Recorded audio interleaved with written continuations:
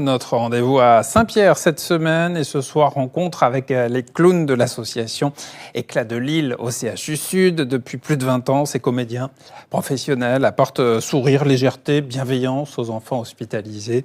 Chansons, histoires pour accompagner l'épreuve de l'hospitalisation. Rendez-vous signé Inès Vic. Un petit peu de musique, juste le temps qu'on se mette dedans. On les entend avant même de les voir. Fleurine et Hortense de Bégonia font leur entrée dans les couloirs de l'hôpital. Mon coco, si tu es maman. Les clowns vont de chambre en chambre. L'objectif, ramener de la joie et de l'imaginaire dans un lieu qui ne s'y prête pas forcément. Mon petit doigt m'a dit que tout était noir et blanc comme mamie jouait à la marelle. Donovan a 2 ans, hospitalisé depuis une semaine. Cette visite est une véritable bouffée d'oxygène. Ça a fait plaisir, surtout que enfermé dans une chambre comme ça, on voit pas grand monde à part les infirmiers et les médecins, donc ça permet de passer un moment de rigolade, quoi. Attendez, c'est quoi son nom? Maï. Je vous avais dit, elle est belle comme un soleil. Un passage qui a aussi vocation à faire du bien aux parents et leur permet de faire retomber la pression et de mettre en parenthèse une ambiance souvent difficile. Je pense qu'elle aurait eu peur, mais non, en fait, ils sont gentils les clowns, du coup, c'est sympa. Comme ça, les enfants, ils sont contents. Bonjour, bonjour. Mais avant de faire sourire les enfants, il y a tout un protocole qui commence par les transmissions avec les soignants.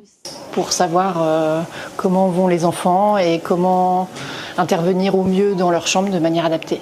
En 24, c'est le petit Donovan qui est là depuis un petit moment. Vous avez peut-être connu la semaine dernière. À la base, il était rentré pour gastro, mais stagnation pondérale, donc on explore un peu plus. Direction ensuite le vestiaire. Un moment crucial pour ces comédiennes professionnelles, celui de la transformation. On retrouve son alter ego clownesque. Et c'est un moment assez rigolo où aussi on rentre dans le personnage et on rentre dans notre bêtise la plus profonde. Tiens, je te présente sa petite cousine.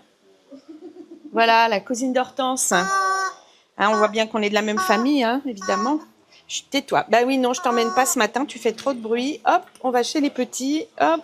J'ai mon papier, j'ai mes cartes de visite, j'ai ma carte. Hop, pour passer, le micro, il est là.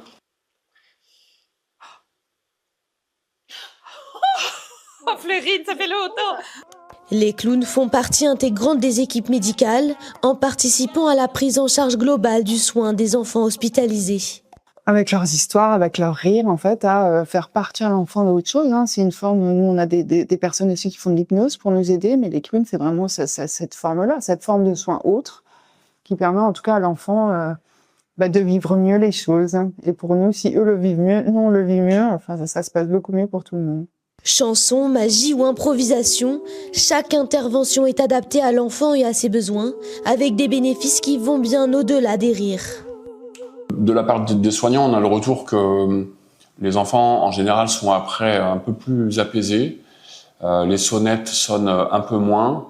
Et il y a une étude qui a été faite et qui montre qu'il y a moins de prises dentalgiques, d'antidouleurs, les jours de clown. 13 clowns interviennent dans les CHU de Saint-Denis et de Saint-Pierre. Présents 50 semaines par an, ils y ont passé 208 jours en 2025, avec une seule mission. Apporter un peu de légèreté à ceux qui en ont le plus besoin. Oh, mais c'est trop beau, c'est très...